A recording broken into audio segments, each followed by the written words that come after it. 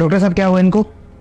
देखिए सिंह साहब, बात यह है कि टाइम पर दवाई ना लेने की वजह से इनकी तबीयत ज़्यादा खराब हो गई है। अब दवाई तो मैं दे दूं, लेकिन दवाई बहुत स्ट्रांग है और इन्होंने कुछ खा नहीं रखा है, तो बताइए मैं भी क्या कर सकता हूँ। सुन रही हैं आप डॉक्टर साहब क्या कह रहे हैं? खाना क्यों नहीं खाती हैं आप? अच्छा खाना छोड़िए, दवाई क्यों नहीं लेती है टाइम से? कितनी बार आपको बोला है कि दवाई टाइम से लिया कीजिए, दवाई टाइम से लिया कीजिए, लेकिन नहीं, आपको तो मजा आता है हमको परेशान करने में। क्या कहना चाह रही है? ढंग से बोलिए, कुछ समझ नहीं आ रही मेरे को। अरे हर्षिता तुम ही समझो क्या बोल रही है वो। मुझे कैसे पता होगा? तुम्हारी माँ है ना, जब तुम्हें ही नहीं समझ में आ रही इनकी बात तो मुझे कैसे आ जाएगी? माय गॉड, आपको हमको परेशान करने में मजा आता है ना? क्या लगता है आपको पैसे पेड़ पर उग रहे हैं? लाखों रुपए का खर्चा हो रहा है आपके इलाज पर। डॉक्टर साहब बैठे हैं, मैं बैठा हूं, अपनी मीटिंग बीच में छोड़ के आया हूं, किस लिए? अरे डॉक्टर साहब आप ही समझिए क्या बोलने की कोशिश करिए, मुझे तो कुछ समझ ही नहीं आ रहा। बस इनको हमको परेशान करने में मजा आता है। सिंह साहब आप बाहर जाइए, मैं आता हूँ।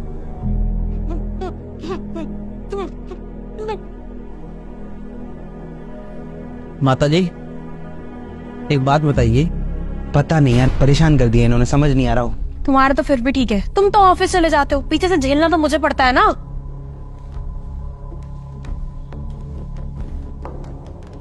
बताइए डॉक्टर साहब क्या बात है? देखिए सिंह साहब, आपकी माताजी का बचना बहुत मुश्किल है। कैसी बात कर रहे हैं डॉक्टर साहब? ऐसा तो कुछ हुआ भी नहीं है। बात दरअसल ये है कि उनके इलाज के लिए जो चीज चाहिए उसका मिलना बहुत मुश्किल है। आप मुझे बताइए क्या चाहिए, कौन सा ऑर्गन चाहिए, कौन सा ब्लड ग्रुप चाहिए, क्या चाहिए? आप बस मुझे बताइए, कितने पैसे लगेंगे वो बताइए आप मुझे, मैं कहीं से भी लाके दूंगा। मुझे मालूम है सिंह साहब कि ये सब चीजें तो आप ले आएंगे, पर उन्हें जो चाहिए वो कहीं बाहर नहीं मिलती, आप लोगों के पास ही है। डॉक्टर साहब आप पहलियां बुझाना बंद कीजिए, सीधे सीधे बताइए ना कि इन्हें हुआ क्या है।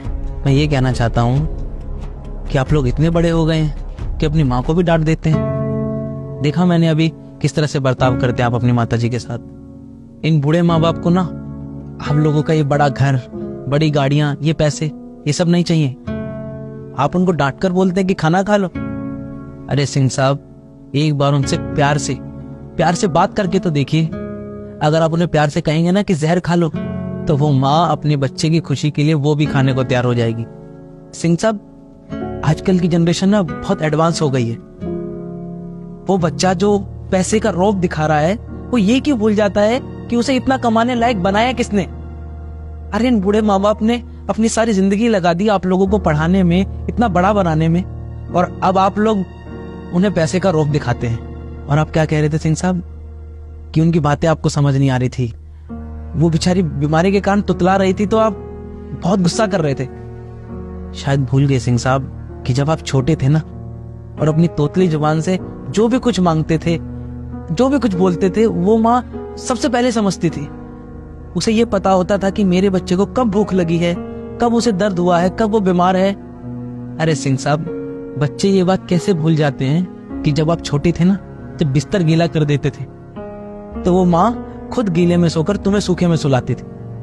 उन्हें कुछ नहीं चाहिए, बस आप लोग पूरे दिन में अगर 10 मिनट भी उनके साथ बैठ के हंसेंगे, बात करेंगे, उनके दुख दर्द की सुनेंगे, तो वो ठीक हो जाएंगे सिंह साहब। और ये परेशानी सिर्फ इन माँ बाप की नहीं, हर उस माँ बाप की है जिनके बच्चे उन्हें समय नहीं देते। ये बूढ़े माँ बाप सिर्फ प्यार, इज्जत और समय मांगते हैं सिंह साहब, आपसे पैसा नहीं मांगते। खैर मैं तो डॉक्टर हूं, मेरा काम है दवाई देना। ये कुछ दवाइयां लिखी हैं मैंने, आप इन्हें टाइम पर खिला देना। मैं चलता हूं। और हाँ सिंह साहब, ये दवाइयां सिर्फ पानी के साथ ही मत देना, दवाइयों के साथ थोड़ा प्यार, इज्जत और अपना कुछ समय अपनी माँ को जरूर देना।